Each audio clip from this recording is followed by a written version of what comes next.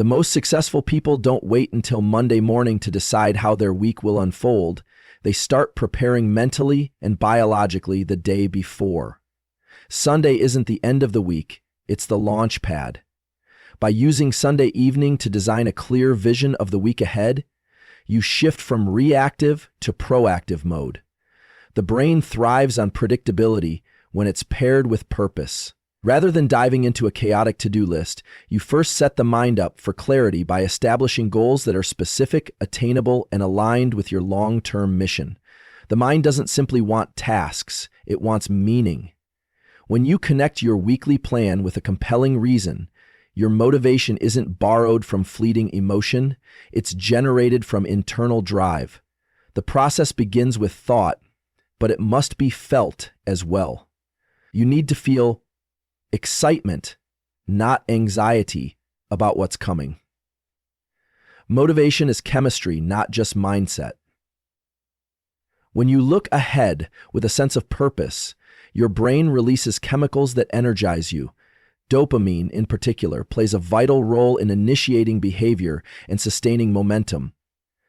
It's not just released when you achieve something, it's released in anticipation. That means when you sit down on Sunday and picture completing your top goals for the week, you're already flooding your brain with the chemistry of action. Visualization isn't a vague New Age practice, it's a neurological rehearsal. The same neural circuits fire when you mentally simulate an outcome as when you actually pursue it. This primes your brain to recognize the goal as familiar, reducing resistance. Your system starts to crave the win before the week even starts. Anticipation becomes your fuel. This isn't about creating a perfect plan, it's about generating clarity. Too many people get trapped in perfectionism when they try to plan the week. Instead, the goal is to make 3 clear commitments for the week ahead. These aren't random tasks or a long list of chores. They're top priorities tied to meaningful progress. When your brain knows what's most important, it automatically filters distractions better. It allocates attention, effort, and focus toward the things that matter most. This is how cognitive energy is preserved for what matters, rather than being drained by unstructured chaos. And when you pair these goals with clear rewards, the brain leans into the effort more enthusiastically. The reward doesn't have to be external, it can be the feeling of progress itself. Goal setting is only part of the process. Anchoring those goals emotionally is the real game changer. Your system isn't motivated by tasks, it's driven by emotion. That's why it's critical to visualize not just the actions you'll take, but how it will feel to complete them. What will you feel like once the presentation is done, the workout is finished, or the difficult conversation is behind you? That emotional rehearsal locks the outcome into your nervous system, making the desire more real and the work less daunting. It builds a bridge between now and your future self. The brain starts to believe the outcome is already underway. That belief reduces procrastination and increases action readiness. This whole process has a compounding effect. When done consistently, your Sunday evening ritual trains the brain to anticipate progress. The more consistently you do this, the more you build a habit loop where planning equals momentum. Over time, your nervous system begins to associate Sundays not with dread, but with control. You reclaim the feeling that the week isn't happening to you, you're designing it. This shift reduces the likelihood of mental fatigue midweek because your system is already aligned with a structured plan. You'll find that your stress tolerance improves as well. Why?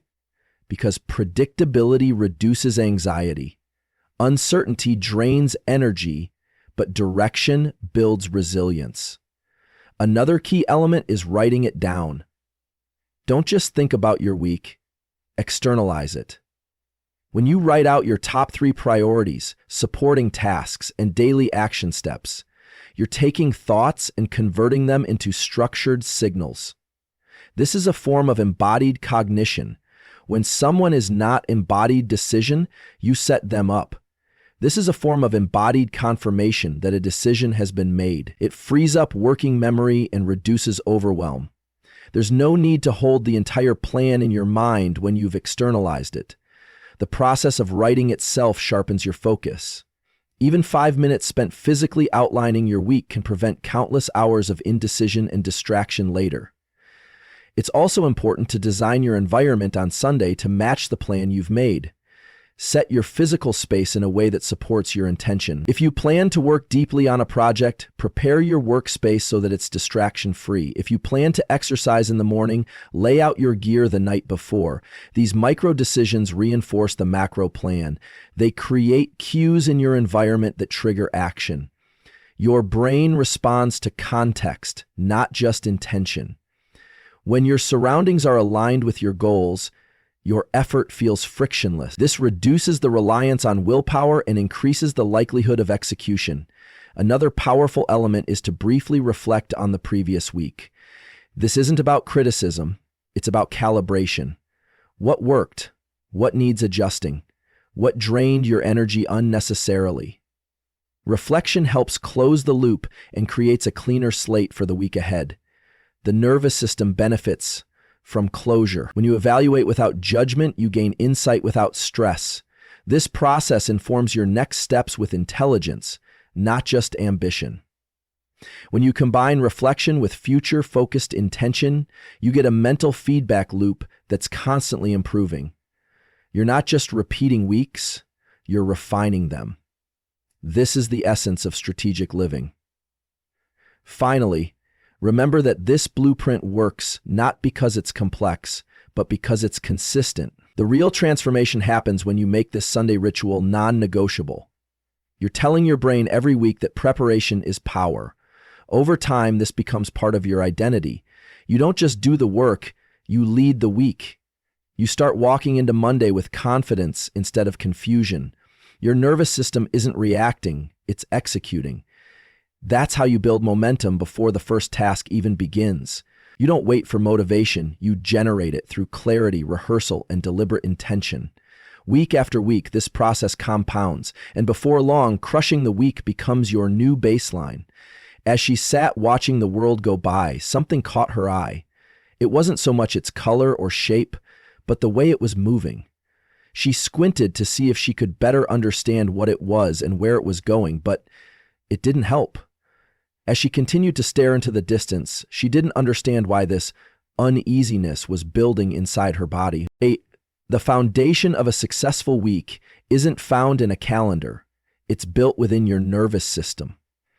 Before you can effectively manage tasks, meetings, or priorities, you must first manage your internal state. Your nervous system determines your baseline energy, focus, and emotional regulation. When it's out of sync, everything else becomes harder. Decisions take longer, motivation drops, and stress levels rise. The mistake many people make is they jump into planning and productivity without first regulating their physiology. You can't pour clarity and discipline into a chaotic system. That's why the true beginning of a productive week isn't a checklist, it's a reset of the body and brain. To crush your week, you must first calibrate your internal systems. Without this reset, everything you build will rest on unstable ground. The first step in this reset is light. Natural sunlight exposure early in the morning, ideally within the first 30 minutes of waking, sends a clear signal to your brain that it's time to activate. This exposure triggers a cascade of biological processes that align your circadian rhythm, the 24-hour clock that regulates sleep, focus, and hormone release. When your circadian rhythm is synchronized, you experience better concentration, more stable mood, and increased cognitive endurance. If you neglect this process, your internal systems remain in a state of biological confusion, often resulting in sluggish mornings and disrupted sleep cycles. The brain interprets morning light as the start of the performance window. Getting outside, even for just 10 minutes, primes your system for forward motion. This is not just a feel-good ritual, it's hardwired biology. Movement is the next key piece. Light wakes up the brain, but physical movement communicates urgency and energy to your entire system. A short burst of physical activity, like a brisk walk, light cardio, or even jumping jacks, tells the body it's time to engage with the world. This activates your sympathetic nervous system, the part responsible for alertness and readiness. Your body shifts from rest and repair mode to action and performance mode. This transition increases adrenaline in a measured way, supporting attention without creating anxiety. It's not about intensity, it's about consistency. When your body knows what to expect each morning, it adapts with more stability and strength. You don't need to run a marathon, just signal to your system that it's time to show up. Breath is another powerful tool for regulating state. How you breathe directly influences your nervous system. Shallow, rapid breaths signal stress, while deep, deliberate breaths send a signal of control. One effective pattern is the physiological sigh. 2 quick inhales through the nose, followed by a long exhale through the mouth. This breathing technique helps reduce stress by activating the parasympathetic nervous system, which is responsible for calm and recovery. When practiced early in the week, or even throughout the day, it helps prevent emotional spirals and keeps cognitive control high. You don't have to wait until stress overwhelms you to intervene. Build these patterns into your daily rhythm, and you'll notice your resilience improve dramatically. Breath is the remote control of the brain. Nutrition also plays a vital role in your baseline state.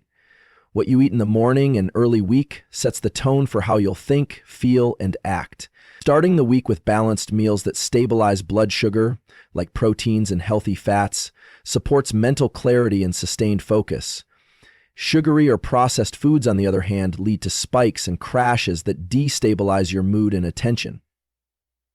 You want your system to work with you, not against you. Food isn't just fuel, it's information. It communicates with every cell in your body and every neuron in your brain. When you choose foods that optimize energy and reduce inflammation, you sharpen your capacity to focus and follow through. What you consume on Monday matters all week long. Sleep must also be managed deliberately. The quality of your Monday depends heavily on the choices you made Sunday night. Sleep is when the brain detoxifies, consolidates memories, and prepares for peak cognition. Poor sleep disrupts hormone levels, impairs emotional regulation, and reduces willpower. It's not just about getting enough hours, it's about creating the right environment. Cool your room, limit screen exposure before bed, and reduce stimulants in the evening. When you wake up from quality sleep, your system starts in a regulated state. This baseline gives you a massive advantage. You can move through decisions more fluidly, resist distractions more easily, and maintain steady energy without crashing. Sleep isn't a luxury, it's a performance enhancer. One of the most overlooked elements of controlling your state is reducing information overload.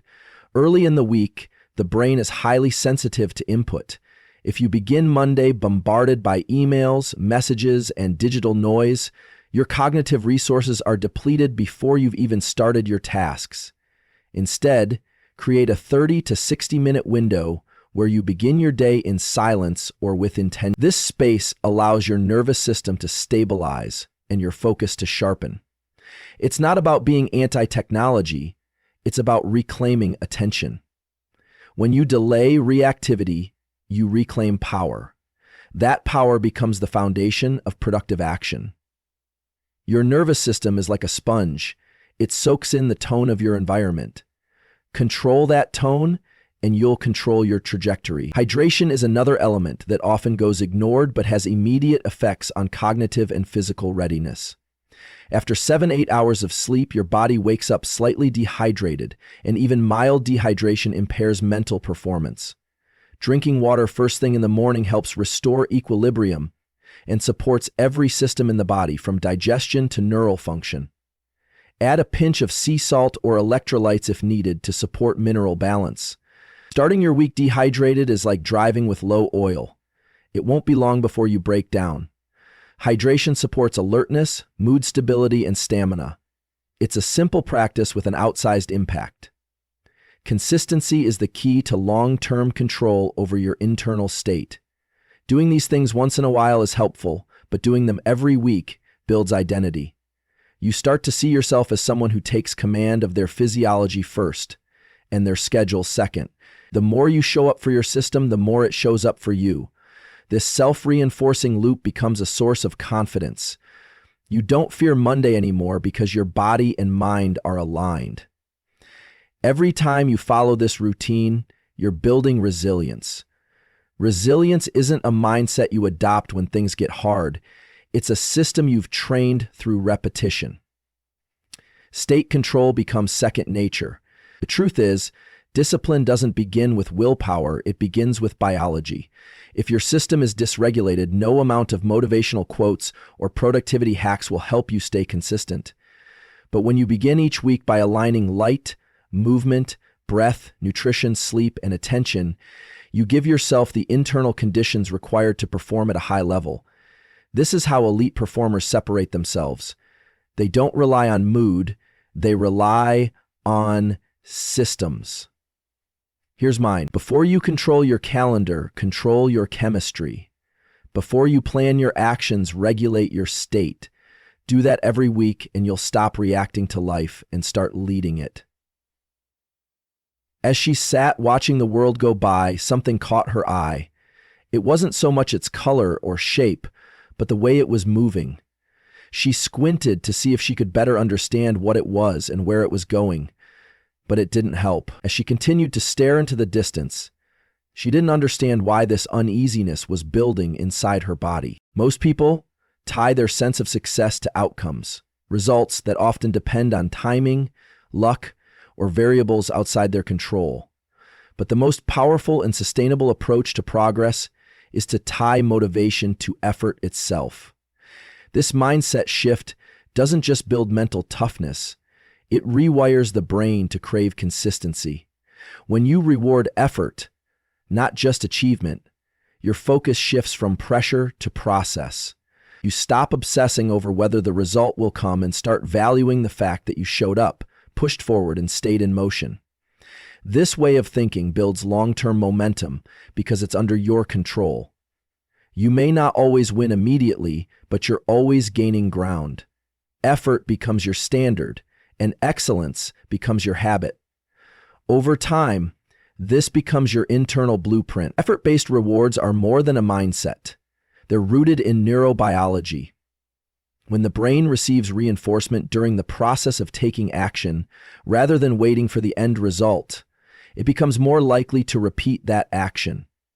This is how habits form at the neurological level. Each time you recognize and affirm your own effort, whether it's writing one page, completing a workout, or choosing focus over distraction, you create a small dopamine loop. That loop tells your brain, this is good, do more of this. And it doesn't rely on outside praise, applause, or measurable milestones. You build your motivation internally, like a muscle that gets stronger every time it's used. It's a strategy that builds grit from the inside out. To make this real, you must track effort in tangible ways. Don't just write goals that say, finish project, or reach X milestone. Instead, write what actions you'll take daily, how long you'll focus, how many reps you'll complete, or how many pages you'll read. Create a journal or log where you check off each instance of effort, no matter how small. The goal here isn't perfection, it's proof. Every checkmark becomes evidence that you're living in alignment with your goals. This visible record activates a powerful feedback loop. You see progress before results arrive, which keeps motivation alive even when success feels far away. You start believing in your ability to be consistent, and that belief fuels further action. Reflection is also a crucial part of this effort-reward system. At the end of each day or week, take time to review what you did, not just what you achieved. Ask yourself, did I show up fully? Did I stay with the task even when it got hard? Did I keep my word to myself? These questions reorient your brain from results-based validation to effort-based satisfaction. Over time, they also help you identify patterns, what energizes you, what drains you, and how your systems are working. This self-awareness increases both clarity and confidence. You're not measuring yourself against others, but against your own standard. That kind of reflection builds mental resilience and self-trust, two core ingredients of long-term growth. Most people burn out, not because they're doing too much, but because they're emotionally dependent on outcomes that don't arrive fast enough. When you only reward yourself after a big result, you create a dangerous waiting game. Your brain starts to associate hard work with stress, disappointment, or emptiness. That's a recipe for quitting. But when you build in daily or weekly micro rewards for the effort itself, a sense of pride, a moment of recognition, a small celebration, you rewire that association. Your nervous system begins to link discipline with emotional nourishment instead of emotional exhaustion. Over time, this shift can be the difference between giving up and going further than you ever imagined. The external world may not always reward you quickly, but your internal system can be trained to reward you immediately. This inner reward system is where elite performance is built. It gives you autonomy. You don't need permission to feel good about progress. You don't need likes, promotions, or trophies. You just need to commit to the effort and recognize its value in real time. That kind of independence builds power. It also makes you incredibly consistent because you stop relying on external variables to keep going. You're powered by the process, not the prize. That's how you stay sharp even when others are distracted, discouraged, or waiting for motivation to strike. Effort-reward training is also deeply connected to identity. Every time you complete a hard task and take a moment to acknowledge the work, not just the result, you reinforce a self-image of someone who is disciplined, focused, and capable. Identity is not fixed. It's constructed from repeated behaviors. The more often you show yourself that you are someone who puts in the work, the more naturally that identity becomes your default. When challenges come, you don't crumble. You lean in. You prepare. Because you've trained not just your behavior but your belief. You've become the type of person who trusts effort, and that trust becomes your edge. It's also important to structure your environment to support effort-based rewards. That means designing your workspace, your calendar, and your routine in ways that make showing up easier and distractions harder. Make it easy to track progress and easy to celebrate small wins. Place a visible reminder of your core goals in your field of view. Create physical cues for action. Set your shoes out the night before a workout. Preload your writing app or keep your journal within reach. These environmental tweaks send clear messages to your brain. This matters, this is real, this is who I am. Your environment should act like an ally, not an obstacle. Consistency is not about being perfect every day. It's about reducing the friction between intention and action. And one of the best ways to do that is to tie action to immediate reward, not just delayed success. When effort is rewarded with a feeling of control, clarity, or momentum, the brain learns to crave effort. That's when habits become hard to break in the best way. You move from discipline as force to discipline as identity. It doesn't feel like willpower anymore. It feels like alignment. And when your actions align with your values every week, you gain access to a level of performance most people never reach. Not because they lack talent, but because they never train their mind to love the process. To crush your week before it starts, build a system that makes effort feel meaningful. Define your goals, but focus on the actions that lead to them. Celebrate the fact that you showed up, even when you didn't feel like it. Reflect regularly to keep your mindset sharp and your standards high. Create an environment that nudges you toward consistency. And most importantly, train your brain to value the work, not just the win. Over time, this blueprint creates a cycle of sustainable performance, resilience, and quiet confidence. You'll no longer be chasing success. You'll be living in it, one disciplined effort at a time. As she sat watching the world go by, something caught her eye. It wasn't so much its color or shape, but the way it was moving. She squinted to see if she could better understand what it was and where it was going, but it didn't help. As she continued to stare into the distance, she didn't understand why this uneasiness was building inside her body.